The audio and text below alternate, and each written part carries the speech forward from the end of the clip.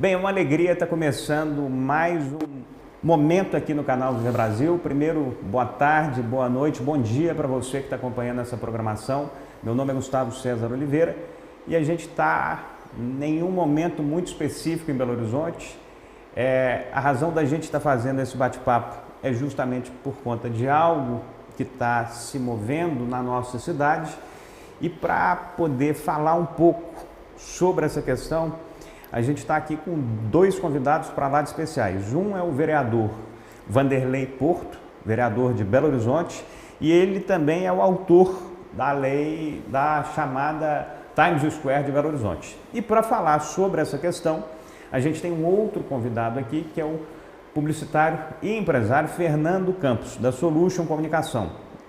Mais do que um publicitário, é uma pessoa, é um ser que acompanha a vida da comunicação e da publicidade em Belo Horizonte há mais de 50 anos com relevo, com importância. Então, em primeiro lugar, obrigado, meu caro Vanderlei, vereador da nossa cidade, reeleito agora no dia 1º de janeiro de 2025, assumiu formalmente o seu mandato, e o Fernando Campos, que também está aqui conosco. Muito obrigado aos dois. Não tem segredo. Belo Horizonte está iniciando o ano, nesse 2025, com algumas situações bem atípicas. E também não é segredo para ninguém. A gente finalizou 2024 com o prefeito Fuad Noman reeleito para a sua nova gestão, que data de 2025 a 2028, mas acabou ele tendo um problema de saúde, está afastado até os dias de hoje. Uma corrente muito forte, todo mundo querendo a melhoria dele, mas ainda sem um prazo, sem uma definição. Junto a essa questão, houve uma outra situação relacionada ao final do ano passado, que foi uma lei que se aprovou na Câmara Municipal e foi sancionada nesse início de 2025 pelo prefeito em exercício Álvaro Damião, que dá a possibilidade de que, a partir de agora, a região da Praça 7, os quarteirões que estão ali vinculados àquela área da Praça 7, possam ser espaços expressivos de publicidade, de painéis eletrônicos na nossa cidade. Tem uma série de desdobramentos disso, tem uma série de por que isso foi buscado, e é justamente essa conversa que a gente vai ter aqui agora, escutando o autor da lei e um cara que não tem nada a ver com a lei, mas tem o conhecimento absoluto do que é a história da comunicação em Minas Gerais. Então, queria começar te escutando, prezado Vanderlei, agradecendo a presença do Fernando, mas começar esse momento aqui escutando a sua pessoa sobre a raiz desse projeto. Então, você está no segundo mandato, na reeleição agora. Esse processo ele nasce no seu primeiro mandato. Conta um pouquinho sobre a sua iniciação na política. Aproveita esse momento aqui para falar um pouquinho sobre a sua iniciação e, a partir daí, o porquê que esse projeto nasceu. Quero cumprimentar aqui o Gustavo, Fernando, a todos que nos assistem. É uma satisfação enorme a gente poder estar aqui, tendo esse bate-papo. Eu comecei ainda muito cedo na vida pública. Desde os movimentos estudantis, ali como presidente de Grêmio Estudantil, depois em janeiro, oficialmente em janeiro de 2004, eu já fui ser assessor na Câmara Municipal, depois fui para a Prefeitura em 2005, onde lá ocupei vários cargos, como assessor de comunicação, gerente de orçamento participativo, chefe de gabinete, secretário adjunto e secretário municipal na segunda gestão do prefeito Márcio Lacerda, e paralelo a isso eu me formei em publicidade e propaganda, e também fiz uma pós-graduação na UFMG de marketing político. Em 2020 fui eleito para o primeiro mandato e em 2024 agora reeleito. E diante de todo o cenário que a gente percebe em Belo Horizonte, principalmente ali na área central, onde que há um esvaziamento completo, eu que sou do Barreiro, por exemplo, sei muito bem que os comércios nas regiões de Belo Horizonte foram se fortalecendo ao longo do tempo e com isso o centro foi esvaziando.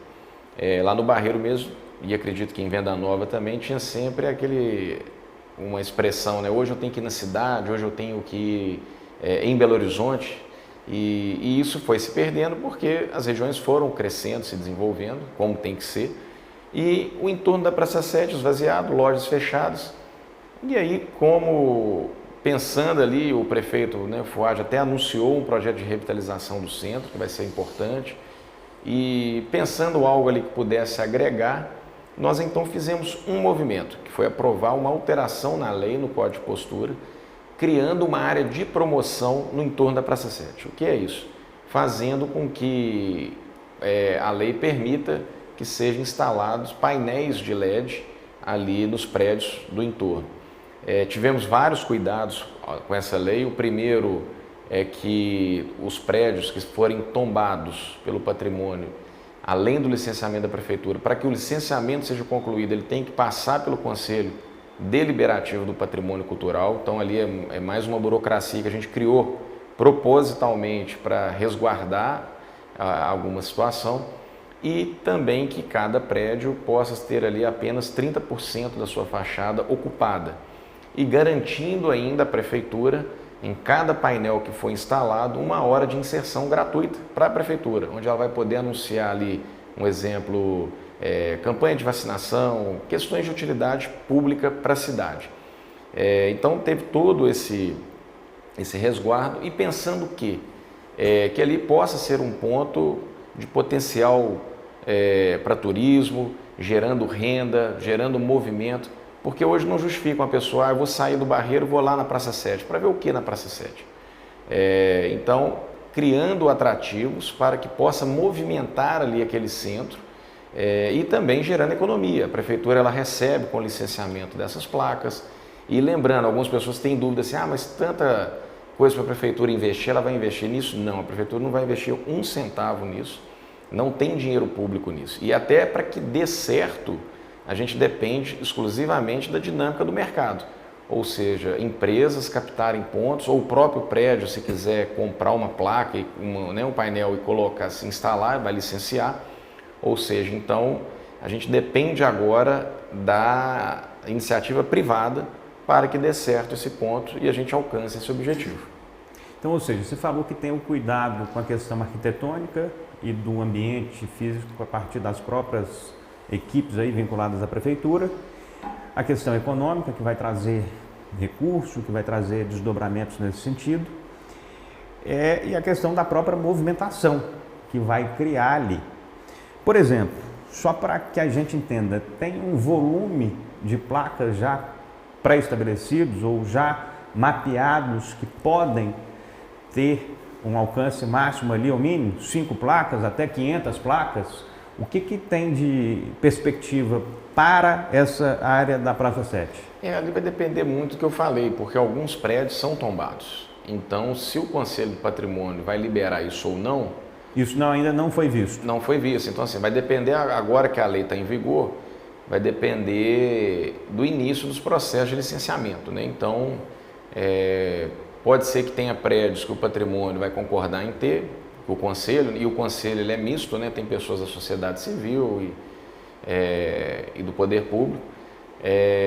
Vai depender, então, exatamente disso, né? E do mercado também ter iniciativa de querer ter painéis ali. Então, assim, a gente não tem mais controle do que vai ser daqui para frente. A gente torce para que dê certo. A nossa parte na Câmara Municipal foi fazer a alteração na lei, criando a permissão. Então agora cabe ao mercado fazer agora as tratativas de licenciamento, ou as tratativas também privadas ali com os condomínios, com os proprietários, para que a gente tenha ali os painéis.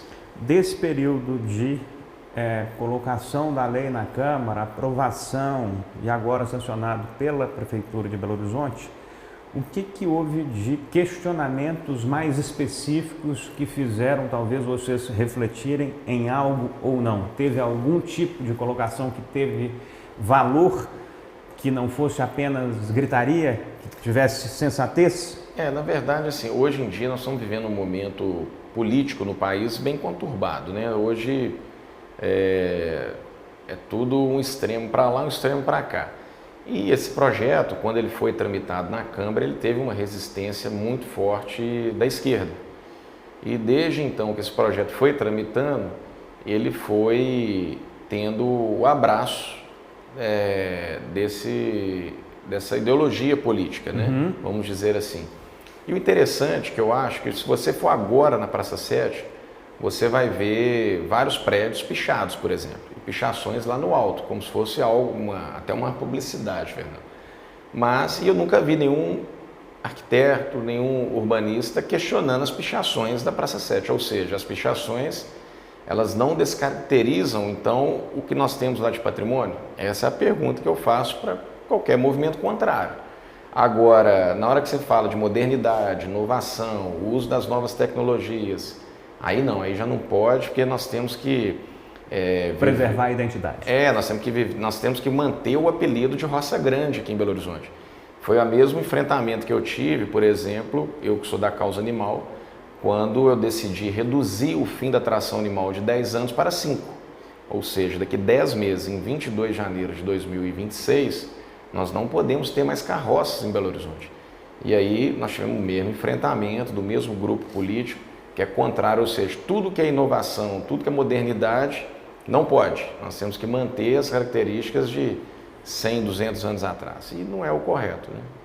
Fernando Campos, publicitário há mais de 50 anos em Belo Horizonte, dono da Solution Comunicação, participou da criação, da gestão de diversas marcas importantes do nosso estado e do nosso país.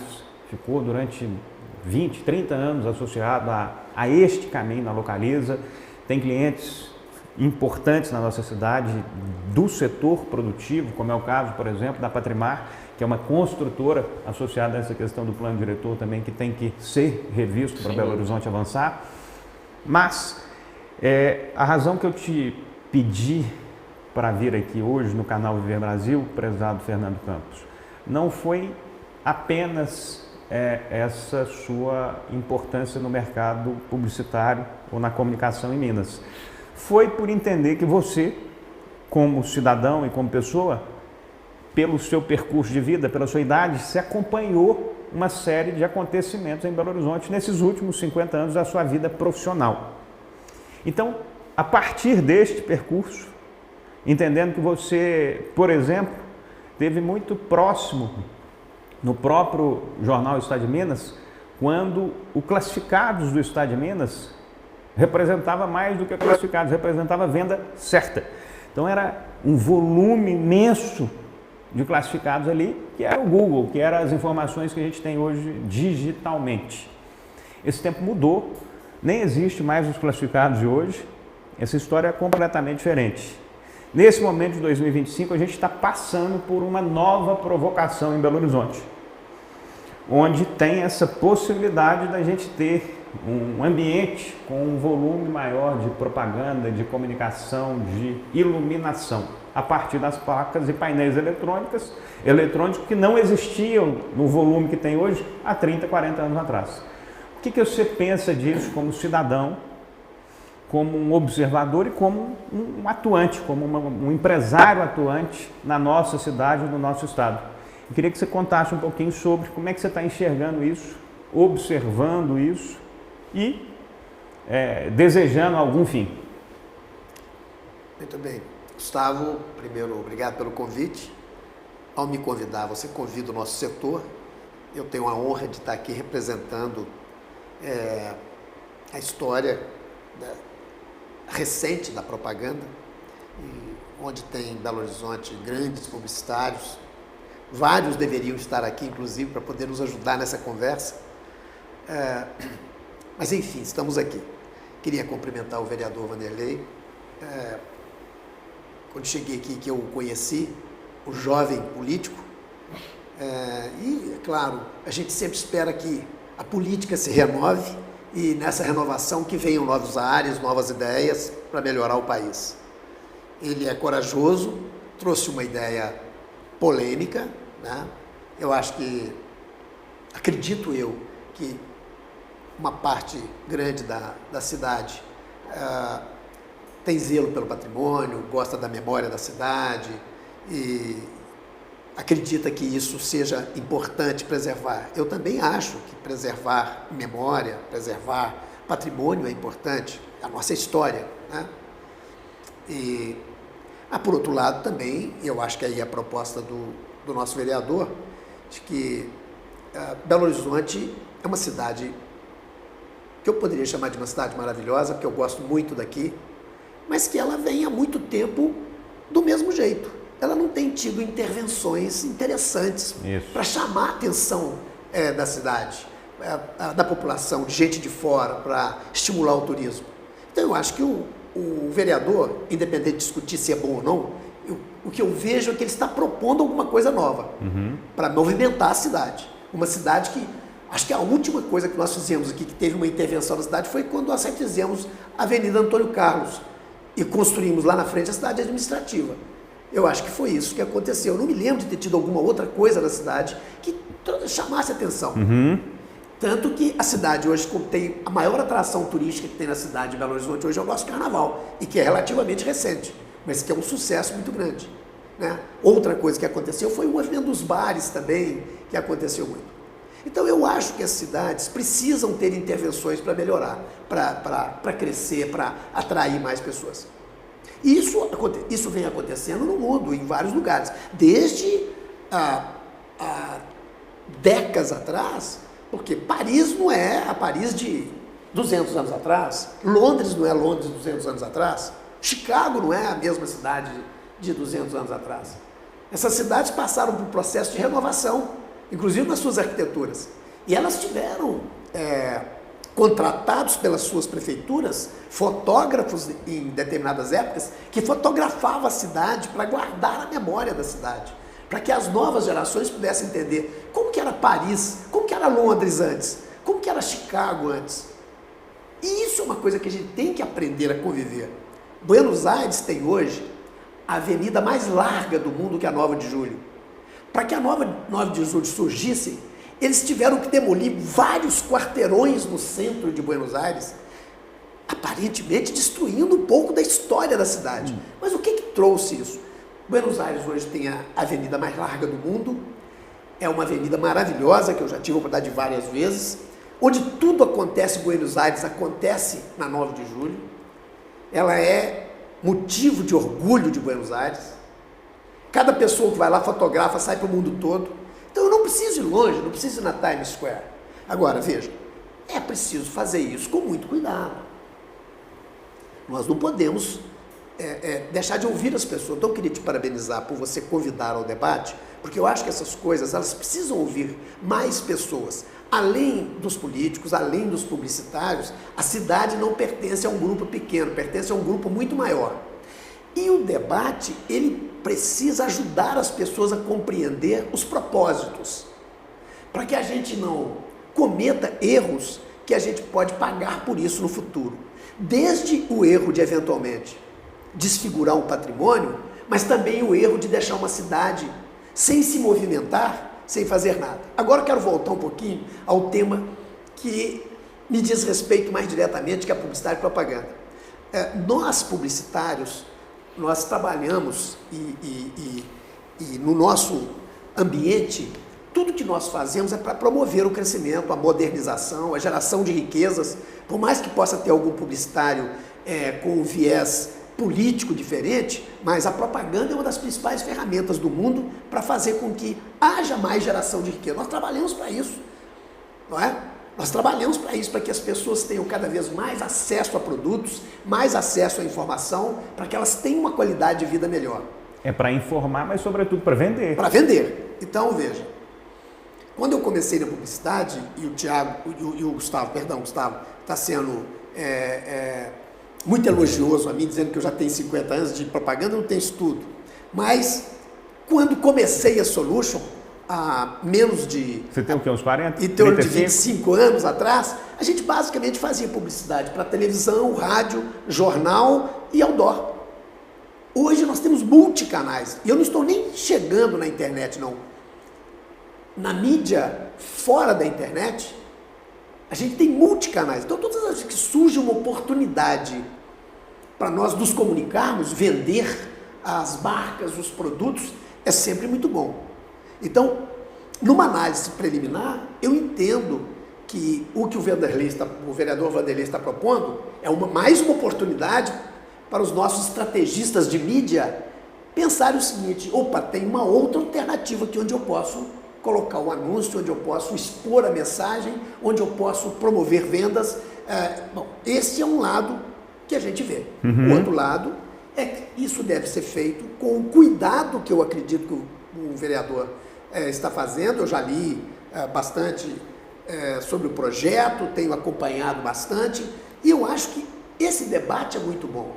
Eu sei que já tem arquiteto que é contra, que tem pessoas que... E eu acho que isso é positivo, porque Sim. quando alguém é contra, ele faz com que aqueles que estão a favor reflitam para verificar se o que eles estão propondo, no caso o vereador, se o caminho é o melhor para a cidade. Porque a gente não pode correr o risco de tomar uma decisão sobre determinadas coisas desinformado.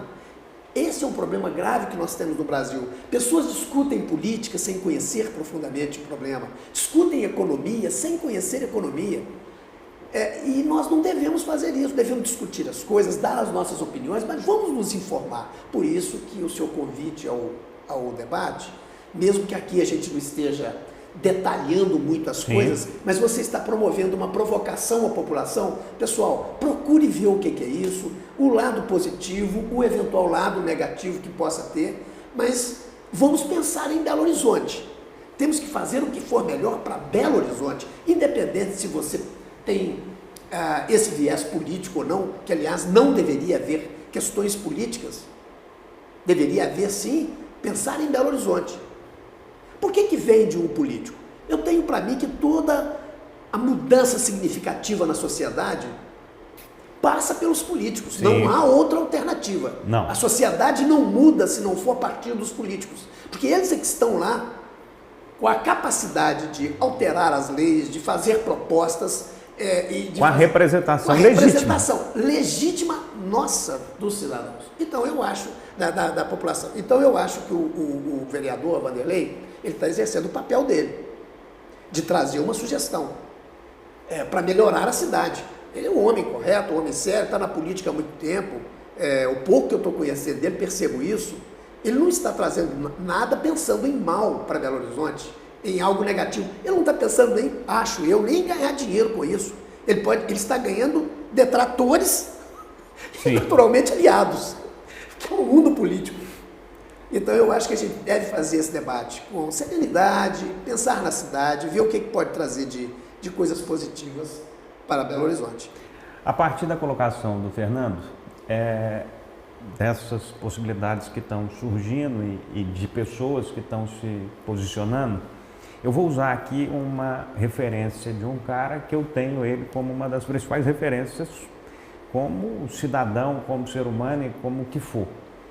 E como profissional que ele é. Então, é óbvio que a voz dele vai ecoar diferente. Estou falando, por exemplo, do Gustavo Pena, que é um arquiteto reconhecido no Brasil e no mundo pelo trabalho, pela capacidade de desenhar, pela capacidade que ele tem profissionalmente e de maneira pessoal. Eu acredito que quando se foi caminhar com essas leis, com essas possibilidades, você já estava imaginando que teriam as contrariedades. Em relação a esse aspecto especificamente da questão arquitetônica, da questão do ambiente que vai se ter ali, como é que vocês estão detalhando isso melhor para que opiniões de qualidade como essa do Gustavo tenham o seu valor, mas não impeçam o avanço do projeto? Como é que vocês estão explicando essas questões? E aí eu estou me voltando especialmente à colocação do Gustavo como arquiteto. Como é que vocês estão fazendo este embate de maneira a explicar e favorecer melhor o projeto? É importante explicar que, de certa forma, o movimento ele também perdeu o time. Todo esse debate, ele poderia ter sido feito por eles na tramitação da lei. Isso, a lei já está aprovada, né? Então, assim, quando a gente protocola o projeto, isso é transparente. Quando o projeto foi aprovado em primeiro turno, teve uma repercussão grande pela mídia local e a gente não viu ninguém se manifestando a não ser os vereadores de esquerda da Câmara.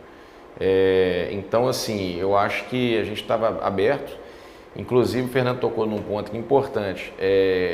quando ele fala, né, eu acredito que o Vanderlei nem está ganhando nada com isso, e de fato não, até porque eu participei de uma reunião depois do projeto aprovado, o setor da publicidade me criticou porque eu não conversei com eles também antes, e eu não quis conversar propositalmente, não que eu sou o dono da verdade, mas para não ter uma relação de interesse próximo. Então, eu fiz questão de não atender ninguém, de não receber ninguém, enquanto a lei estava tramitando, justamente para não parecer em nenhum momento favorecimento. O que eu fiz é o que eu repito, a gente alterou a lei para que seja permitido tal atividade. Agora, se tal atividade vai ter, ela não depende mais de mim. E os movimentos, eu respeito tanto a história também, né, de todos eles, mas perderam o time. Eu acho que o movimento poderia ter participado das votações na Câmara, que são abertas, poderia ter nos procurado, vão debater, vão entender o projeto, o que está sendo, como que vai ser a questão do patrimônio, e o projeto tramitou por vários meses na Câmara Municipal. E em nenhum momento ninguém apareceu para discutir, não vi nada. Então assim, e agora depois do projeto sancionado, aí não adianta fazer movimento. O que eles podem fazer é algum vereador tentar entrar com um projeto de lei alterando de novo o código, aí é uma discussão da casa, eu acredito pouco provável pelo cenário que a gente tem de retrocesso nisso.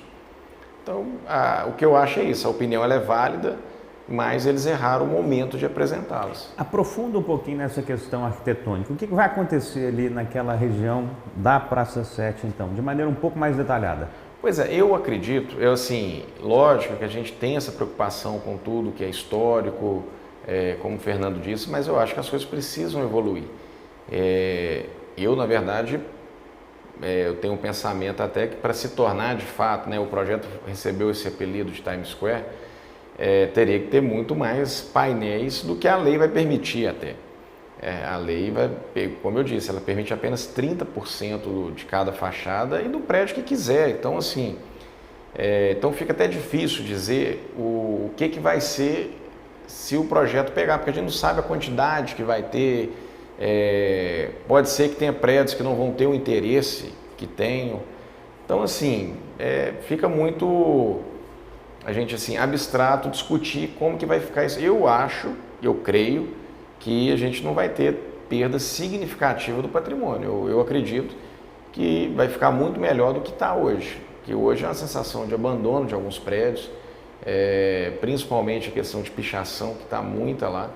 Agora, eu acho que é algo inovador e que a gente tem que apostar nisso. Fernando, visualmente, como é que você enxerga a Praça 7 hoje, essa Praça 7 com esta perspectiva de uma área muito mais, efetivamente, mais viva, mais iluminada e com essa possibilidade dos painéis? Como é que você enxerga isso visualmente, como cidadão e como publicitário? Bom, eu acho que tem dois olhares, né? E os dois devem ser respeitados.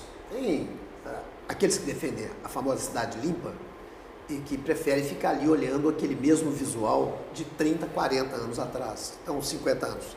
Eu cresci na Praça 7, por incrível que pareça, você não sabe disso. Eu comecei como office boy do Banco Itaú, ali na Rua Tupinambás 364, a um quarteirão da Praça 7. Então eu passava pela Praça 7 diariamente. Depois eu fui trabalhar nos Diários Associados, na Rua Goiás, eu passava pela Praça 7 com frequência. Então eu vivi naquele ambiente. Sim. Eu conheço cada passo ali, cada prédio, cada porta eu entrei em todas elas. Eu conheço muito bem. E é claro que eu tenho uma memória afetiva pela Praça 7, é óbvio que eu tenho. Agora, eu não posso, e aí seria um desrespeito eu achar que o vereador está equivocado em propor, porque existem situações claras de sucesso quando alguém caminhou nessa direção. Você vai hoje a Beijing, você vai hoje na China, que é um país socialista, você pega as principais cidades da China, você fica encantado com aquelas avenidas iluminadas, com aqueles painéis enormes. Nós estamos falando de uma nação que não preciso nem falar da história que é essa nação, né? A mesma coisa você encontra em outras cidades, né? Como é o caso do Times Square, que acabou virando um pouco da referência. Então são dois olhares. eu nunca ouvi falar de alguém que esteve nesses locais que eu acabei de citar, que chegasse aqui e falasse, mas que coisa feia, como é que eles fizeram aquilo com Nova York, entendeu? Nova York, ela é conhecida, provavelmente, por muito mais pessoas que não foi a Nova York, pelo Times Square, do que propriamente por alguém. Então, a mesma coisa, nós podemos falar da China, por exemplo, de alguns lugares lá. Então, o que eu quero dizer é o seguinte, tem dois olhares para isso, né? Então a gente tem que ter muita calma e muito cuidado, porque tudo que se faz hoje é uma polêmica danada, né? A gente viu lá aquela área daquela avenida linear ali no Belvedere, é uma polêmica para fazer qualquer coisa. Hoje em dia é uma dificuldade para fazer qualquer coisa. E eu acho que para diminuir a dificuldade é conversando com as pessoas, é fazer isso que estamos fazendo. Obviamente que passou o time de um debate mais amplo, as razões disso não importam muito agora, quer dizer, todo mundo teve acesso a isso. O vereador não fez isso em segredo. Não foi em segredo. Né? Então o que acontece? Nós temos hoje uma nova... A gente torce muito pela saúde do nosso prefeito, que é um homem que já fez muito para o Belo Horizonte, pelo país, e é uma pessoa que eu entendo que é uma pessoa muito boa. Ele está vivendo um momento difícil, e eu até penso que se ele tiver juízo, ele, logo que melhorar, vai cuidar de outras coisas na vida. Essa seria a sugestão que eu daria para ele. Mas quem sou eu para decidir isso? Enquanto isso, temos um novo prefeito, que está vindo aí com toda a sua energia, que está ainda, um prefeito temporário, né? Sim. A gente não sabe até quando, mas eu acho que tudo está acontecendo. E nós, da cidade de Belo Horizonte, esperamos dos políticos que eles nos ajudem a melhorar a cidade. E nem estou dizendo que o que o vereador está dizendo, está fazendo, é que vai resolver o problema da cidade. Não. Mas eu acho que a nossa cidade é uma cidade fantástica, tem uma posição geográfica maravilhosa, tem um povo maravilhoso, tem tudo para se tornar um destino turístico melhor do que é. Os mineiros vão para... O paulista fica em São Paulo muitas vezes fazendo turismo em São Paulo, o carioca, o baiano, o pernambucano, nós vamos todos fazer turismo fora. Nós precisamos de fazer mais turismos aqui, para impulsionar o comércio, impulsionar a cidade. E eu acho que já existem iniciativas que já mostraram que esse caminho é bom. O carnaval é um grande exemplo. A comida de boteco é um grande exemplo. Então, Belo Horizonte é uma cidade que acolhe, é uma cidade que ela está preparada para novos movimentos. E aí, é preciso saber que movimentos. E aí, de novo, que seja de preferência um movimento que a cidade esteja querendo. Então, se esse movimento é o movimento que a cidade está querendo, eu acho que nós, aqueles que forem minoria, né, seja eu, seja você, Gustavo, ou seja quem for, tem que respeitar. É isso que eu acho. Você que está assistindo aí o canal Viver Brasil agora, essa conversa sobre Times Square, sobre Belo Horizonte, Praça 7, entra agora no Instagram do canal e mande a sua opinião. O que você acha dessa história da Praça 7 se transformar em uma área muito mais luminosa, muito mais viva, com essa ideia da Times Square? Manda a sua opinião agora no canal Viver Brasil, no Instagram do canal Viver Brasil. A gente vai voltar daqui a alguns segundos e aí eu vou provocar o Vanderlei e o Fernando com uma outra possibilidade que está em curso, que é a criação de algumas Times Square regionais em Belo Horizonte. Nós vamos falar isso daqui a pouquinho. Eu conversei com o presidente Juliano Lopes aqui, ele citou alguns caminhos como esse e daqui a alguns segundos a gente volta para falar sobre isso também.